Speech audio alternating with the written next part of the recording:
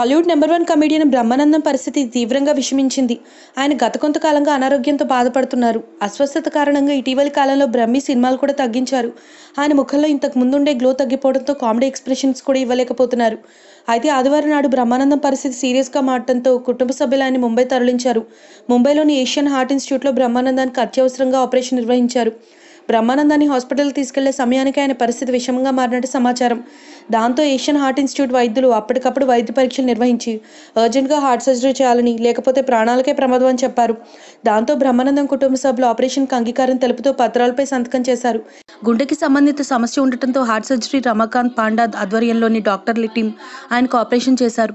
ప్రస్తుతం ఆయన ఆరోగ్య పరిస్థితి నిలకడగా ఉన్నట్టు సమాచారం. బ్రహ్మానందం కుటుంబ సభ్యులంతా ప్రస్తుతం ముంబైలోనే ఉన్నారు. ఆయన కుమారుడు రాజగౌతమ్ సిద్ధార్థ్ దగ్గరుండి తండ్రిని చూసుకుంటున్నారు.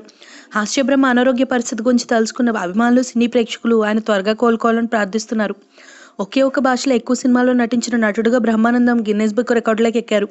ఇటీవలే ఆయనకి సినీ అవకాశాలు తగ్గుముఖ పట్టడంతో బుల్లితెరపైన మెరుస్తున్నారు. వాణిజ్య ప్రకటనలోనూ కనిపిస్తున్నారు. If you like the video, please like us and subscribe Tollywood Nagar.